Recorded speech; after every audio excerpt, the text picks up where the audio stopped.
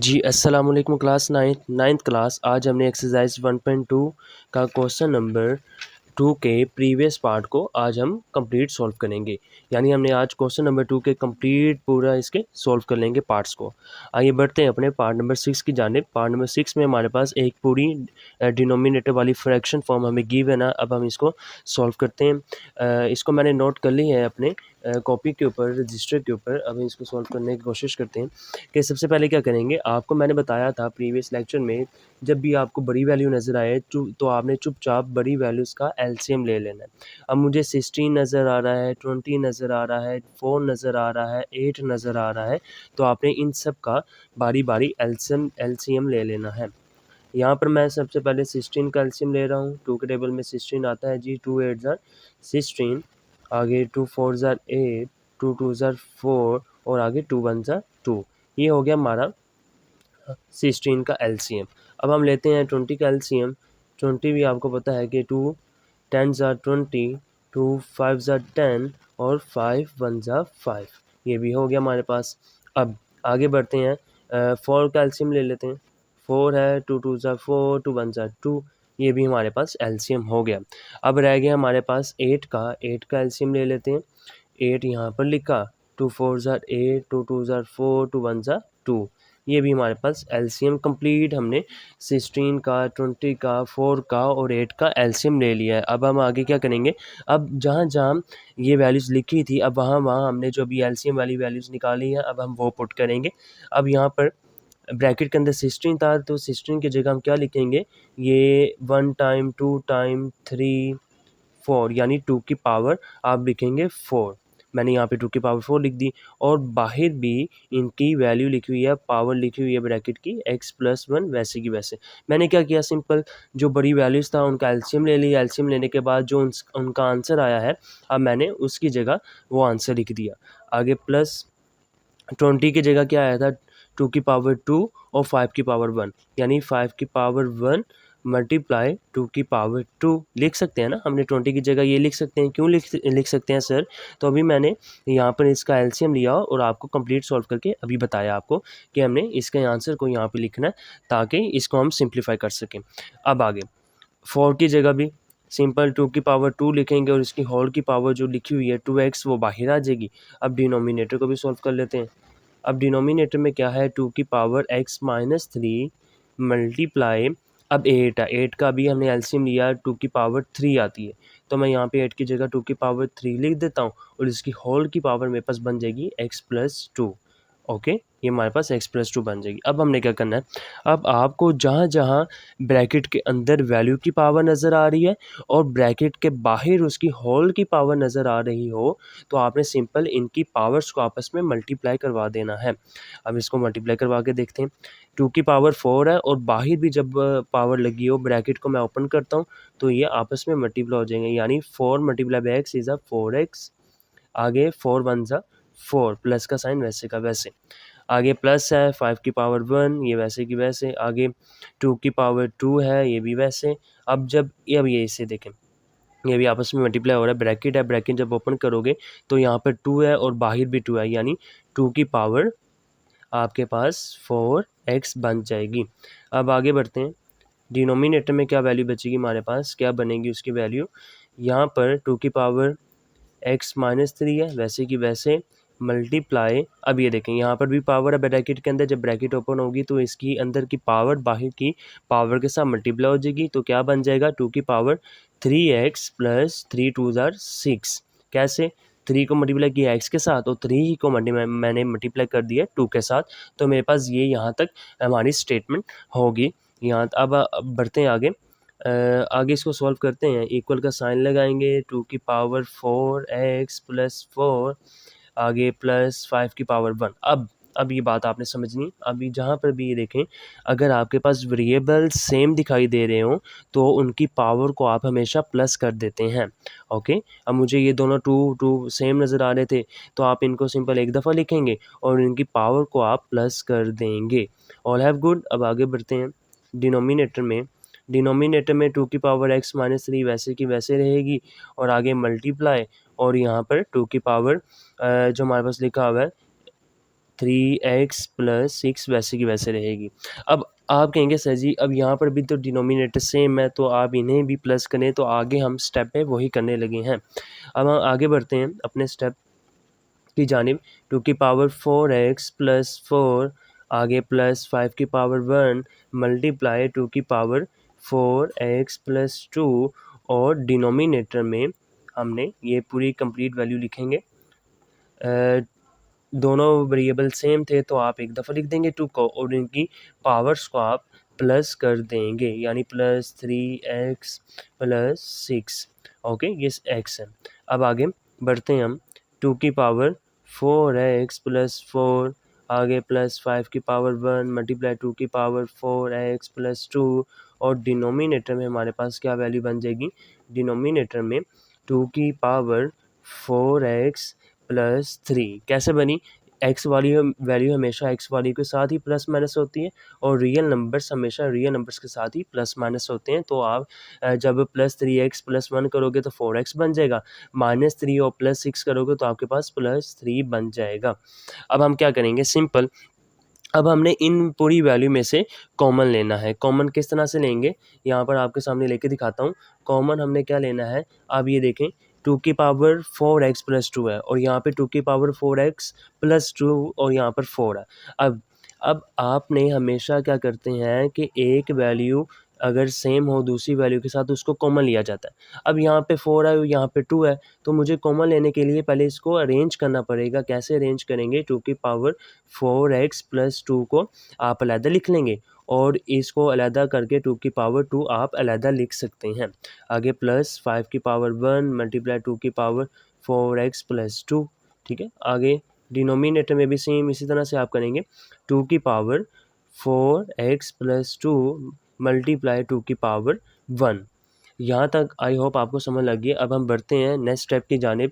Next step में क्या जी students, आपके सामने भी मैंने आपको बताया कि हमने इसको कॉमन लेने के लिए हमने इसको अरेंज कर दिया। अब आपके सामने यहाँ पर 2 की पावर 4x प्लस 2 और यहाँ पर भी 2 की पावर 4x प्लस 2, यानी हम इसको एक दफ़ा लिख सकते हैं, यानी कॉमन लिख सकते हैं क्योंकि 2 की पावर 4x प्लस 2 एक दफ़ा कॉमन लिख दिया।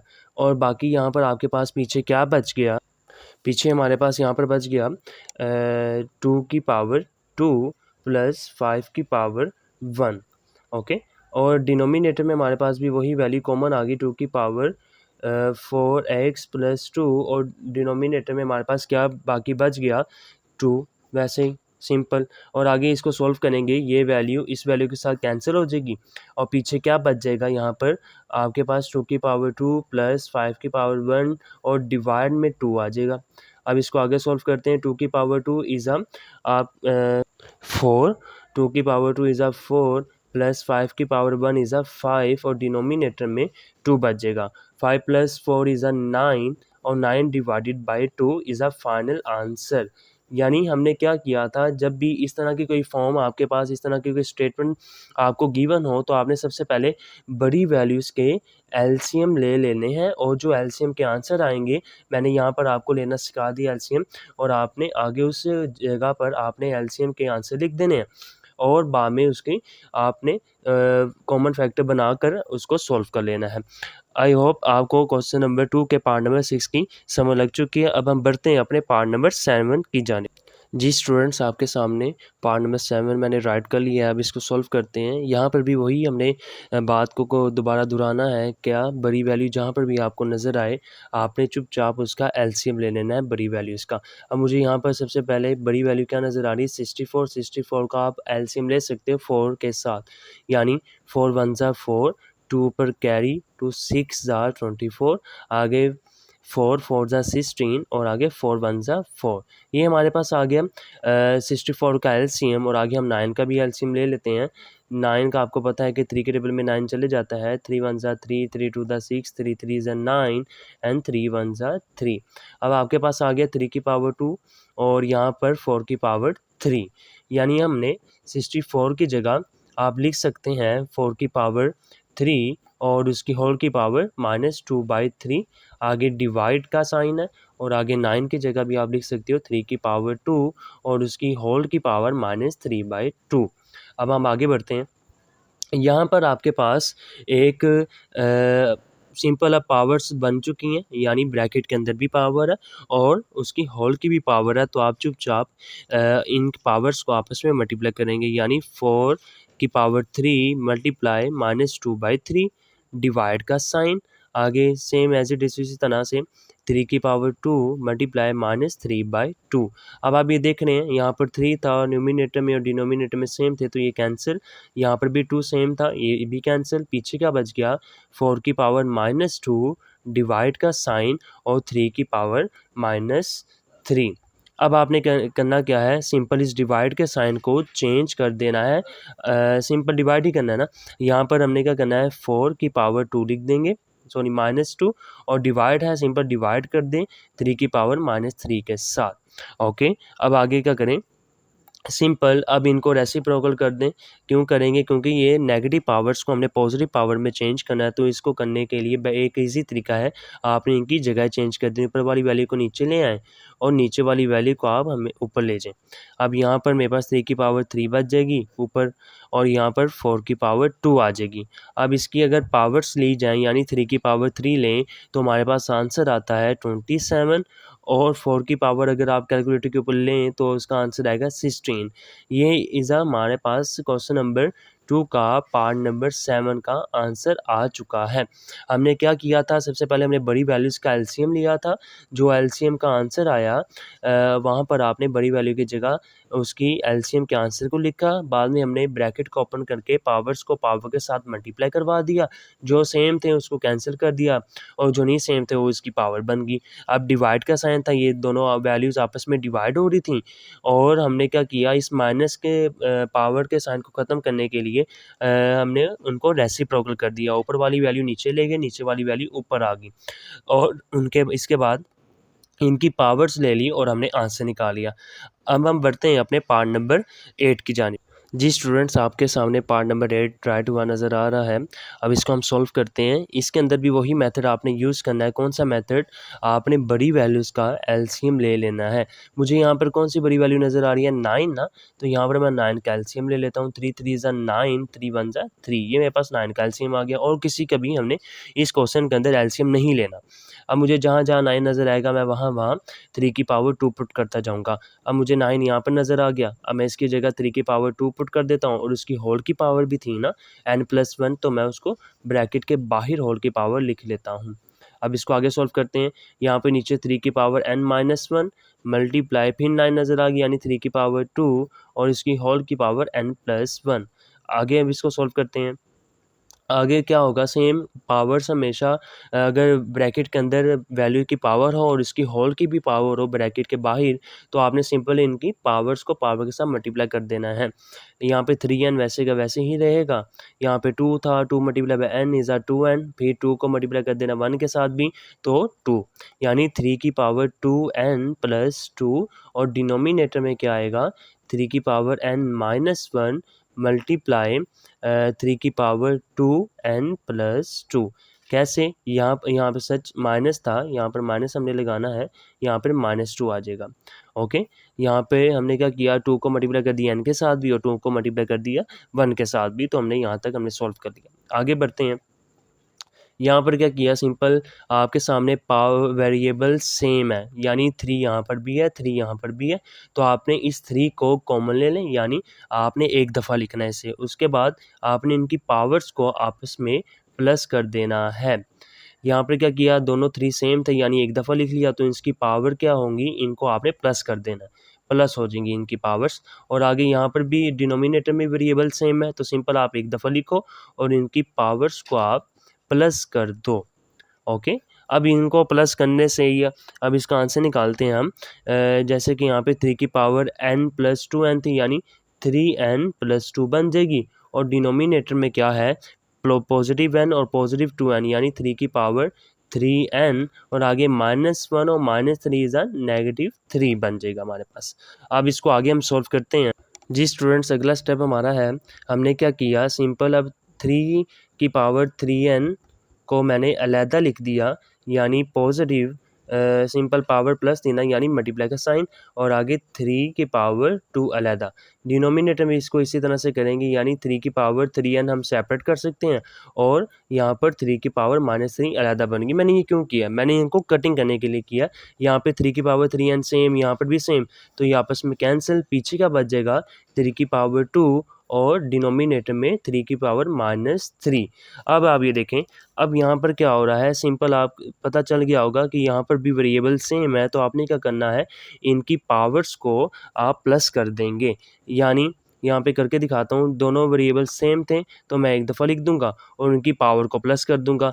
यहाँ पर क्या है, 2 है और यहाँ पर 2 लिख दिया और +3 लिख दूंगा, यानी 3 की पावर 5 बन जाएगी मेरे पास। और आपको पता है कि कैलकुलेटर के ऊपर अगर आप 3 की पावर 5 लेंगे तो आपके पास आंसर आएगा 243 is a final answer part number 8 का। आई होप ये भी आपको क्वेश्चन इतना इजी ही लगा होगा जैसे बाकी पार्ट्स लगे थे। अब हम बढ़ते हैं अपने क्वेश्चन नंबर 9 की जाने। जी स्टूडेंट्स, आपके सामने क्वेश्चन नंबर 2 का लास्ट पार्ट आपके सामने राइट कर दिया है। अब हम इसको सॉल्व करते हैं। इसमें एलसीएम वाली कोई बात नहीं है, सिंपल हम क्या करेंगे, आपके सामने मैं इसको सॉल्व करने लगा हूँ। 5 की पावर n और मल्टीप्लाई 5 की पावर 3, मैं ये लैदा कर सकता हूँ। क्यों मैंने ये किया, आपको पता है जब वेरिएबल सेम हो तो उनकी पावर प्लस होती है ना। सिंपल आप इसको इस फॉर्म में भी लिख सकते हो और आप इनको इस फॉर्म में भी लिख सकते हो, कोई डिफरेंस नहीं है। आगे -6 था, -6 वैसे का वैसे ही। आगे ये जो पॉइंट लगा हुआ है ये पॉइंट नहीं है, इसका मतलब है कि ये आपस में मल्टीप्लाई हो रहे हैं, ठीक है। और आगे 5 की पावर n है, आप इसको भी इस फॉर्म में लिख सकते हो, कोई इशू नहीं है। यानी पॉइंट से मुराद आप कर सकते हो कि ये मल्टीप्लाई हो रहे हैं। आगे 9 है, 9 वैसे का वैसे ही, मल्टीप्लाई 5 की पावर n वैसे ही, और -4 मल्टीप्लाई 5 की पावर n। मैंने ये क्यों किया, सिंपल मैंने 5n को कॉमन लेने के लिए किया। अब ये देखें कि माइनस से पहले 5n यहाँ पर भी है, माइनस के बाद भी 5n है, यानी मैं 5n को कॉमन ले सकता हूँ, इसलिए मैंने इसको अलग-अलग सेपरेट किया था ताकि मैं इसको कॉमन ले सकूँ। और आगे ब्रैकेट के अंदर यहाँ पर हमारे पास माइनस से पहले फिर क्या बच जाएगा, 5 की पावर 3 बच जाएगी ना। मैं यहाँ पे 5 की पावर 3 लिख देता हूँ, माइनस का साइन, और यहाँ पर 6 बच गया था और मल्टीप्लाई 5 की पावर 1 बच गया था, ठीक है। और आगे हम इसको आगे सॉल्व करते हैं। अब डिनोमिनेटर में भी देखें, 5 की पावर माइनस से पहले भी है, 5 की पावर n माइनस के बाद भी है, यानी मैं 5 की पावर n कॉमन ले सकता हूँ। और ये फिर ब्रैकेट में क्या बच जाएगा, यहाँ पर इन माइनस से पहले 9 बच जाएगा, -4 बच जाएगा। अब यहाँ तक आपको समझ लग चुकी होगी। अगला स्टेप करते हैं। अगले स्टेप में क्या करना है, सिंपल इनको कट कर दो और 5 की पावर आप 3 लें तो 5 की पावर 3 होती है इज़ अ 125 माइनस 6 को 5 के साथ मल्टीप्लाई करो तो 30 आता है। और आगे 9 को माइनस कर दो 4 के साथ तो आपके पास आती है रिमेनिंग वैल्यू 5। अब सिंपल इनको आगे सॉल्व करते हैं।